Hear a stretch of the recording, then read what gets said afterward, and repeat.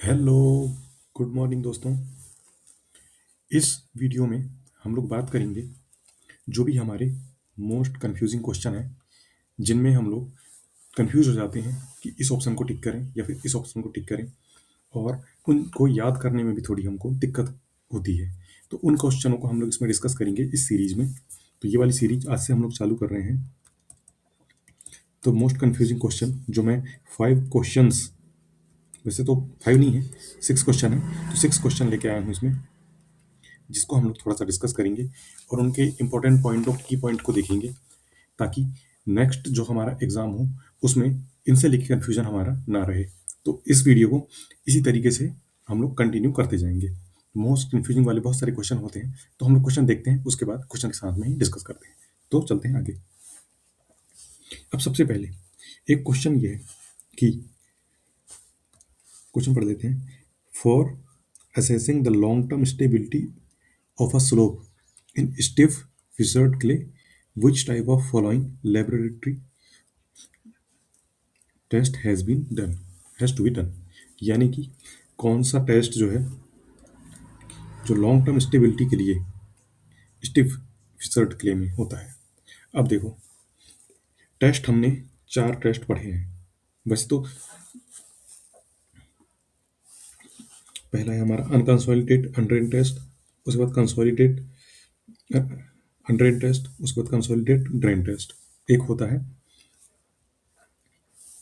UD, unconsolidated drain test, तो वो test हमारा होता नहीं है ना। अब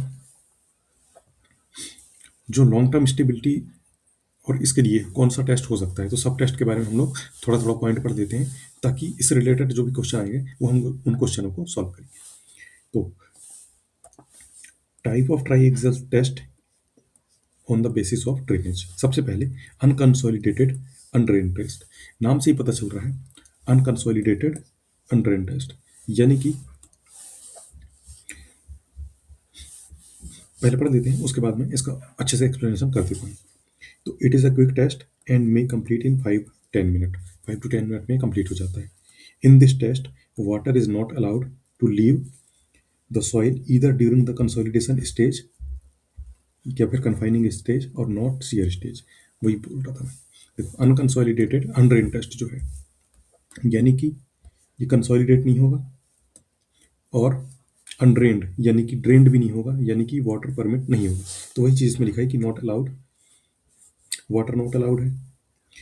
वाटर कौन कौन से स्टेज में अलाउ नहीं है? फर्स्ट स्टेज में भी अलाउ नहीं है, और जो सेकंड सिग्मा 3 वाला स्टेज है इसमें भी वाटर अलाउ नहीं है। तो ये इंपॉर्टेंट पॉइंट हम लोग को ध्यान रख लेना है, और 5 से 10 मिनट में हो जाता है, ये ध्यान रख लेना है। इसके आगे, such test are suitable for low permeable soil such as clay with fast loading. तो ये टेस्ट जो है परमिएबल सॉइल के लिए इंपॉर्टेंट रहता है, जिसमें क्ले में फास्ट लोडिंग हो, वो उसमें। उसके बाद U test it carried out for evaluation of short term stability of the structure. Short term के लिए इसको यूज करते हैं। इसके बाद आगे चलते हैं, consolidated undrained test, CU test. अब कंसोलिडेटेड अनड्रेन टेस्ट यानी कि एक स्टेज में पानी ओपन रहेगा, एक स्टेज में पानी ओपन नहीं रहेगा। During the first stage confining pressure during the first stage of confining pressure, drainage is allowed from the soil sample।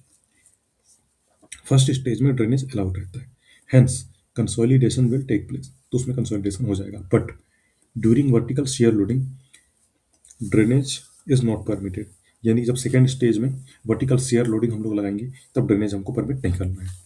Example, stability of analysis of earth dam during the sudden draw down. तो इसका उपयोग कहाँ पे करते हैं हम लोग? Dam का जो टेस्ट होता है उसमें हम लोग स्टेबिलिटी एनालिसिस का करते हैं। उसके बाद कंसोलिडेटेड ड्रेन टेस्ट, तो ये क्या होता है? Drainage is permitted during the self pressure confining pressure stage and share both. इसमें भी दोनों जगह पे जो है, जो हमारा ड्रेनेज अलाउ रहता है। यूयू टेस्ट में दोनों जगह पे अलाउ नहीं था, यानी कि दोनों स्टेज में अलाउ नहीं था। इसमें दोनों स्टेज में अलाउ है।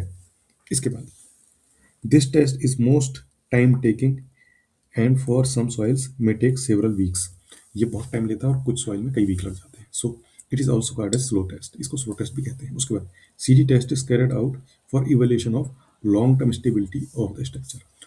ये लॉन्ग टर्म स्टेबिलिटी के लिए क्यों होता है? क्योंकि इसमें पानी बहुत आराम से निकलते रहेगा, क्योंकि दोनों स्टेज में जो वॉल्व है वो ओपन है, वाटर मतलब पर जा सकता है, आ सकता है, इसलिए इसमें क्या है, टाइम ज़्यादा लगता है। तो लॉन्ग टर्म स्टेबिलिटी के लिए हम लोग का ऑप्शन इसमें सही हो जाएगा, कंसोलिडेटेड ड्रेन टेस्ट, या फिर ड्रेन टेस्ट ये भी कह सकते हैं इसको। उसके बाद नेक्स्ट क्वेश्चन पे चलते हैं। नेक्स्ट क्वेश्चन बहुत ही कंफ्यूजन करता है ये, इसलिए इसका मसला ही खत्म कर देंगे अपन। The slope of recession limb of a hydrograph depend upon. अब देखो, हाइड्रोग्राफ में या हाइड्रोलॉजी में हम लोगों ने एक इस तरीके का ये कर्व है, इसको हमने बार बार देखा है। अभी कर्व तो हमने बार बार देख लिया, अब इसको थोड़ा समझ लेते हैं। तो देखो, सबसे पहले इसके पॉइंट पढ़ देते हैं, उसके बाद हम लोग इसके बारे में डिस्कस करते हैं। तो hydrograph it is continuous plot of instantaneous discharge run of versus time, यानी कि रन ऑफ वर्सेस टाइम में हाइड्रोग्राफ जो है,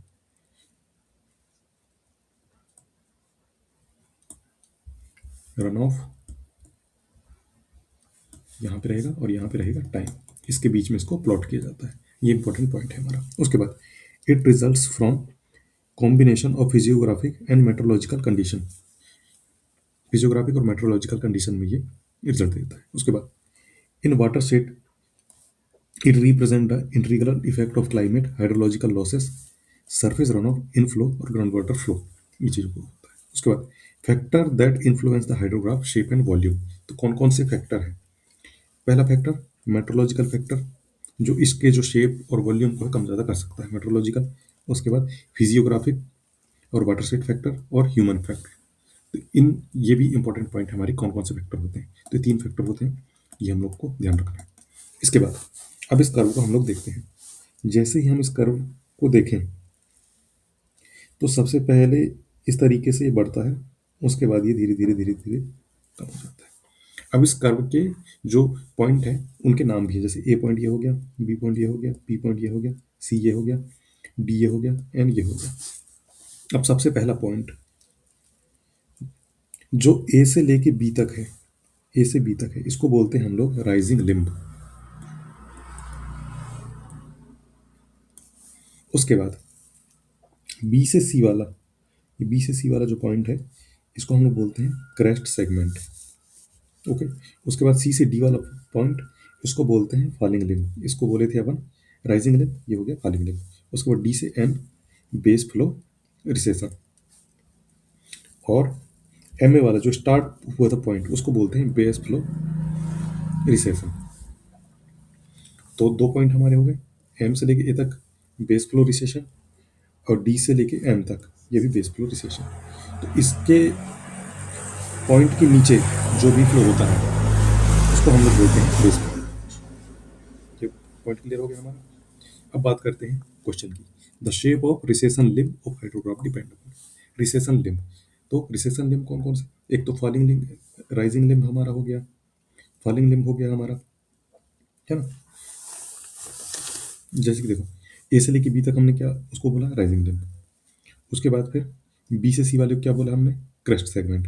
उसके बाद सी से डी को फॉलिंग लिम्ब, और पी को बोल दिए लीक लिम्ब। अब बात करते हैं ऑप्शनों की। अब सबसे पहला है राइजिंग लिम्ब। तो राइजिंग लिम्ब ए बी, जो राइजिंग लिम्ब ए बी ये वाला पार्ट हो गया, इसको मिटा लेता हूँ ताकि बार बार हम इसको डिस्कस कर लेंगे। तो राइजिंग लिम्ब वाला पार्ट हो गया ए बी वाला। Curve joining point A the starting point of rising curve and point B, the point of inflection, it is concave in shape and the shape depend both upon the rainfall and catchment parameters। यानी कि rising limb जो है हमारा,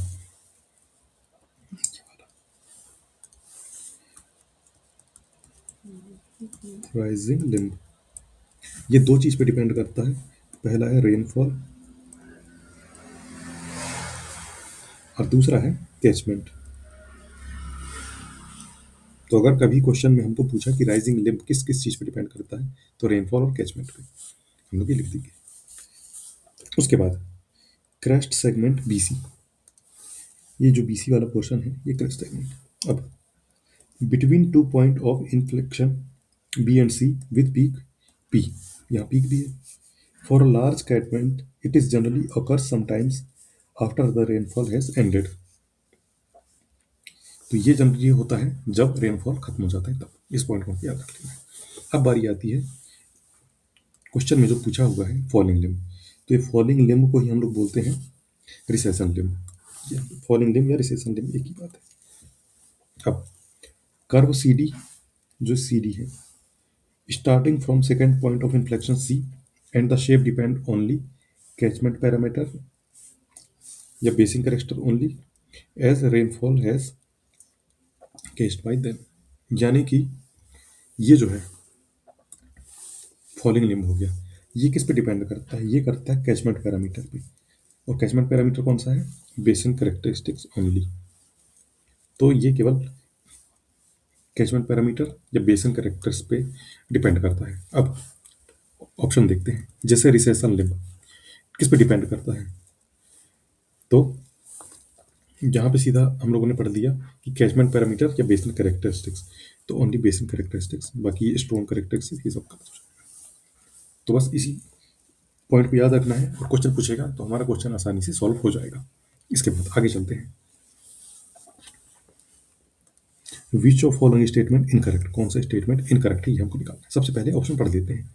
the natural outflow of ground water, तो at the earth surface dust from spring, spring occur when the water table in- intersects the earth surface allowing groundwater to flow out naturally। यानी कि जैसे कोई झरना type से बन जाता है तो उसमें पानी ऑटोमेटिक निकलने लग जाता है, उसकी बात ही कर रहे हैं। उसके बाद an infiltration well, infiltration well में क्या होता है, is indeed sub surface of water, it is design to collect water from below the ground level, below the ground, typically from an aquifer. तो एक्वीफर की तरह ही होता है, इसमें ग्राउंड वाटर से हम लोग पानी निकाल सकते हैं। उसके बाद surface source of water, surface source of water कौन कौन से, such as river, lake, reservoir are often exposed to contaminants and typically require treatment before they can be used for drinking and other purpose। यानी कि थोड़ा छोटा मोटा treatment की जरूरत रहती है अगर हम लोग इसको यूज कर रहे हैं तो। उसके बाद cavity type tubewell, cavity type tubewell क्या होता है, एक तो हमारा इन्फिल्ट्रेशन वेल था जो सिंपल गड्ढा करेंगे उसमें पानी आ जाएगा, और कैविटी टाइप में क्या होता है, this is a special type of tubewell which water is not drawn through the sides but is drawn through the bottom of the well where the cavity is formed.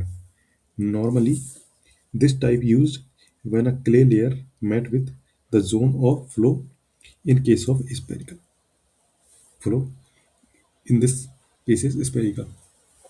अब देखो, जैसे जो cavity type का well है, ये well एक cavity type का well है, जैसे हमने यहाँ गड्ढा किया या बोरिंग करवाया, सबसे पहले मिट्टी आई, मिट्टी के बाद सैंड लेयर आ गया, उसके बाद एक क्ले लेयर आ गया, अब यहाँ बॉर्डर है, अब यहाँ एक कैविटी टाइप में कैविटी फॉर्म हो जाती है जो कैसी रहेगी, ये रहेगी स्पेरिकल टाइप में। अब इसमें क्या होता है कि जो पानी आ रहा है तो पानी आएगा ओनली बॉटम से ही, बॉटम तो वेल फिर कैविटी, और जहाँ पे कैविटी बनी है वहाँ पे वही चीज़ लिखा हुआ है। अब क्वेश्चन देखते हैं, इनकरेक्ट कौन सा स्टेटमेंट है, the natural outflow of ground water at the earth surface said to be spring. The natural water जो आता है उसको स्प्रिंग बोलते हैं, बिल्कुल सही है, यहाँ पे साफ साफ लिखा हुआ था such as river, lake, reservoir, इस तरीके से। उसके बाद infiltration well is sub surface source of water, infiltration well is sub surface source of water, ये भी सही है। उसके बाद surface source of water generally contained contaminated and can not be use without treatment. Surface source of water जो है, surface source of water हमारे कौन कौन से हैं, रिवर, लेक, रिजर्वायर, इसके इसको ट्रीटमेंट करने की जरूरत होती है। उसके बाद cavity type tubewell draws water from the bottom as well as side of well. ये देखो, साइड से तो आता ही नहीं है, पानी आता है नीचे से, इस चीज़ को हमको ध्यान रखना है, ये हमको कन्फ्यूजिंग करता है। उसके बाद चलते हैं आगे, ये रेलवे का क्वेश्चन है, for crossing and points the maximum size of blast. अब देखो बलास्ट तीन चार टाइप के यूज होते हैं, लेकिन कहाँ कहाँ कैसे यूज होता है तो इसमें कन्फ्यूजन हो जाता है। अब जैसे क्रॉसिंग एंड पॉइंट्स आ गया, तो यहाँ पे क्या है कि थोड़ा लोड ज़्यादा पड़ेगा, तो इस वजह से साइज थोड़ा बड़ा होना चाहिए, लेकिन कितना बड़ा होना चाहिए तो उसको हम लोग देख लेते हैं।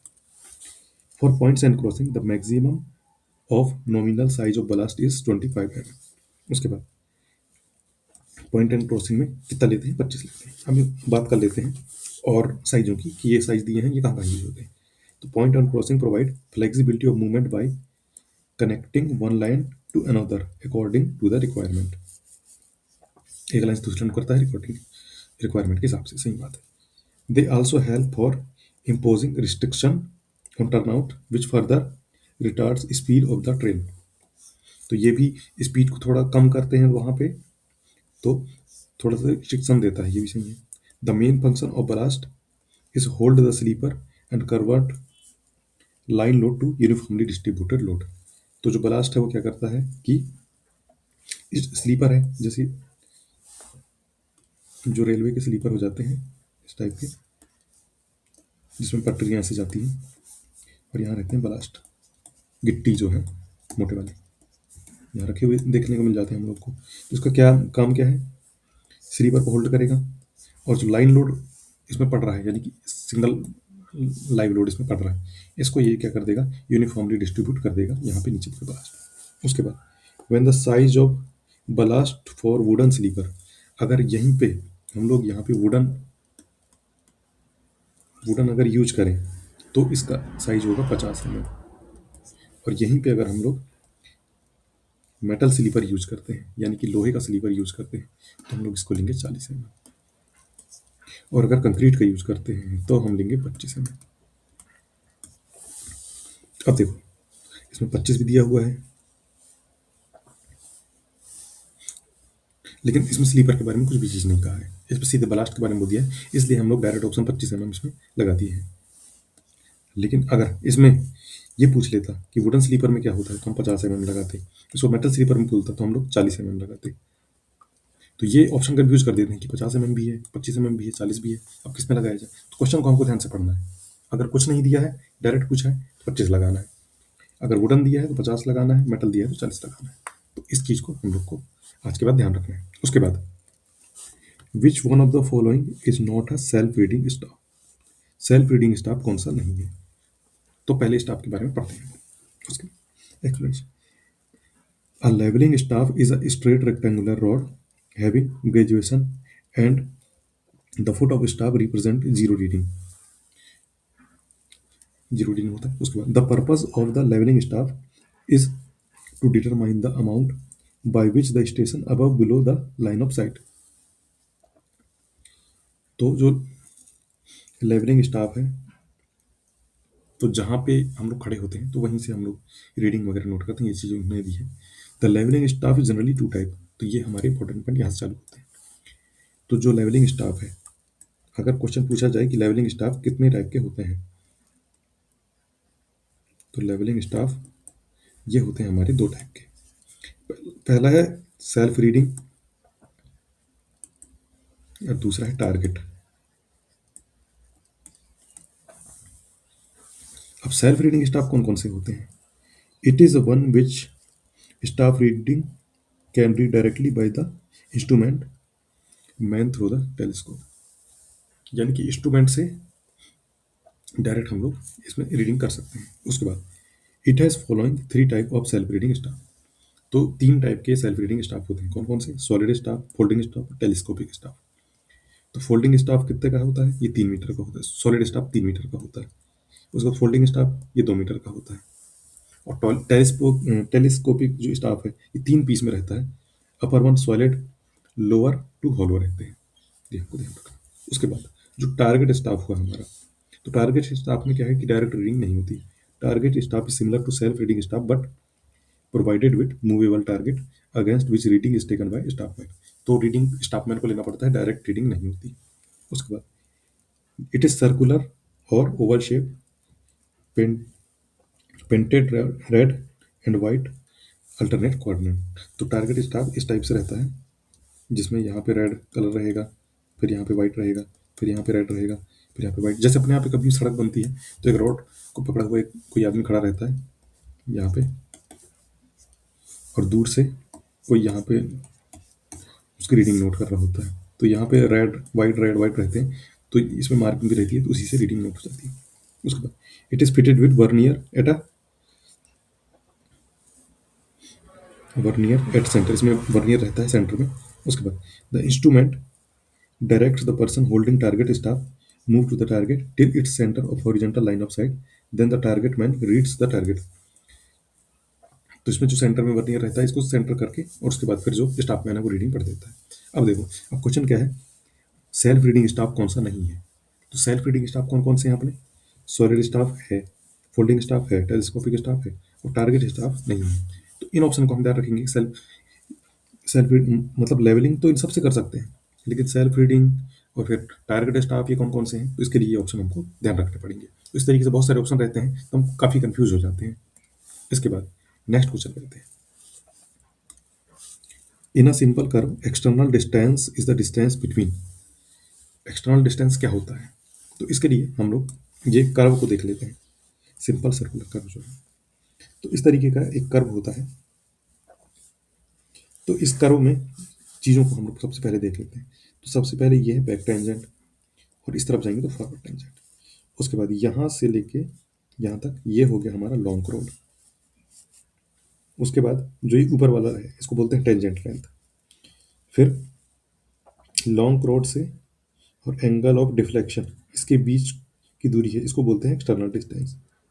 और यहाँ पे जो एंगल बनता है इसको बोलते हैं एंगल ऑफ इंटरसेक्शन। अभी चीज़ हम लोगों ने ऊपर ऊपर देख ली। अब देखो, अब ये पूछा है कि एक्सटर्नल डिस्टेंस क्या है। तो एक्सटर्नल डिस्टेंस क्या है कि ये जो एंगल ऑफ डिफ्लेक्शन जो पॉइंट है और वहां से देखे जो हमारा लॉन्ग क्रोड का पॉइंट सी है। अब कई बार कंफ्यूजन हो जाता है कि सी क्या है, ये क्या है, वो क्या है, तो उसके बारे में हम थोड़ा सा पढ़ लेते हैं। अब देखो,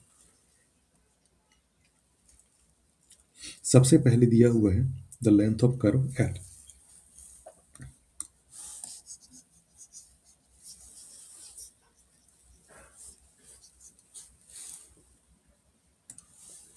तो the length of curve L, तो हम लेंथ ऑफ कर्व देख लेते हैं इसमें। तो लेंथ ऑफ कर्व देखो, जहां से हमारा कर्व स्टार्ट हुआ और जहां पे खत्म हो रहा है इसको बोलते हैं length of curve. T1 K2 T2, T1 से T2 तक है, T1 K और T2, ये तीन चीज़ है। इसको निकालने का फार्मूला क्या है, ये पहले फार्मूला जब मेंस का पेपर एसएससी का लिखित वाला होता था तब ये वाला क्वेश्चन आता था। इसमें कुछ निकालने को बोलता था कि लेंथ ऑफ कर्व निकाल दो, लेंथ ऑफ लॉन्ग रोड निकाल दो, टेंजेंट लेंथ निकाल दो, ऐसे तीन चार चीज़ पूछा करता था। लेकिन अब नहीं आता है, नहीं पूछता है। ये होता है 2πr divide by 360 to D. तो ये हो गया। उसके बाद इसमें बोला क्या क्या चीज़ है, तो आर जो है द रेडियस ऑफ कर्व है। तो आर कहाँ पे है, मतलब जो ये फॉर्मूले में R radius of curve, D deflection angle जो ये वाला है, एल लेंथ ऑफ कर्व। उसके बाद फिर टेंजेंट लेंथ क्या होता है, R tan D by two या फिर delta by two, R tan D by two. उसके बाद लेंथ ऑफ ये tangent length T, tangent length T कहाँ से हुआ, T1 से लेके डी तक, यहाँ T2 से लेके डी तक, ये दोनों एक ही चीज़ है। उसके बाद length of long road, length of long road कहाँ से, यहाँ स्टार्टिंग पॉइंट से। पहले हम लोगों ने सर्कुलर शेप में लिया था, अब इसको अगर हम लोग बिना शेप के लिए सीधा सीधा में, तो उसको बोलेंगे लेंथ ऑफ लॉन्ग रोड। ये होता है 2r sin d by two. उसके बाद मिड ऑर्डिनेट एम, तो मिड ऑर्डिनेट एम कहाँ पे है,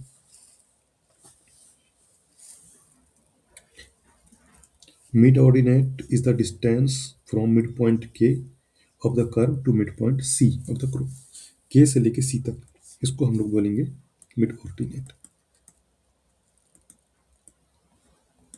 साफ साफ लिख देता हूँ,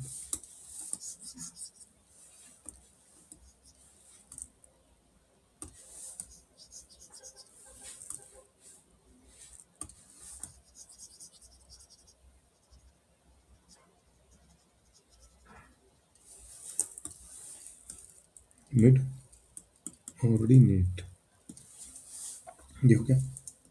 इसका फॉर्मूला होता है एम आर पुस्तक 1 - cos डेल्टा बाई टू या डी बाई टू। उसके बाद एक्सटर्नल डिस्टेंस ई, जो ये पूछा हुआ है एक्सटर्नल डिस्टेंस ई क्या है। तो external distance is the distance from the vertex to mid point K of the curve. तो वर्टेक्स से मिड पॉइंट के तक,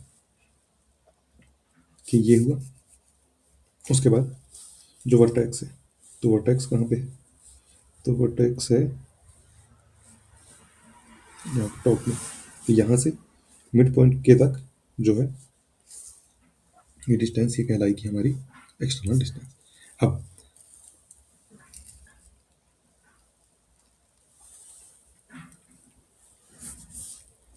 वर्टेक्स ऑप्शन देख लेते हैं। Vertex and point of curve ये नहीं है, point of the curve and point of tangents ये भी नहीं है, vertex to centre of curve ये पूछा है। एक दिया हुआ vertex to centre of the curve, centre कहाँ पे आएगा, ये सेंटर आएगा। और एक दिया है vertex to mid point of the curve, और ये मिड पॉइंट तक। इन चीज़ों को ध्यान रखना है। तो मिड पॉइंट तक जो है वो है हमारा एक्सटर्नल डिस्टेंस।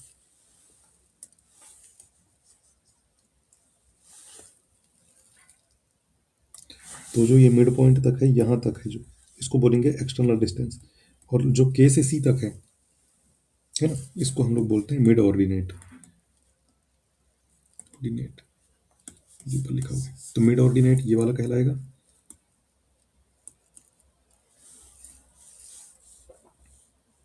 नहीं नहीं, vertex in the centre of the curve, ये तो है ही नहीं कोई point. Vertex to mid point of कहलाएगा सीधा सीधा, वर्टेक्स टू मिड पॉइंट ये होगा, वर्टेक्स से तो है ही नहीं वो। तो इस तरीके से इन पॉइंटों को हमको ध्यान रखना है कि कहाँ कहाँ क्या क्या चीज़ें होती हैं। इसमें बड़ा कन्फ्यूजन हो जाता है, कभी ये क्वेश्चन आ जाता है। इसके बाद क्वेश्चन हमारे खत्म हो चुके हैं। इसी तरीके से हम लोग आगे की सीरीज कंटिन्यू करेंगे, जिसमें हम लोग कन्फ्यूजिंग वाले क्वेश्चनों को देखेंगे, और जिनमें हम कन्फ्यूज होते हैं उन पॉइंटों को हम नोट करते जाएंगे, ताकि हम बाद में उन पॉइंटों को देखें तो आसानी से हमारी चीज़ें कवर हो जाए। तो मिलते हैं नेक्स्ट अपडेट के साथ में। सब्सक्राइब जरूर करें चैनल को। Okay, thank you.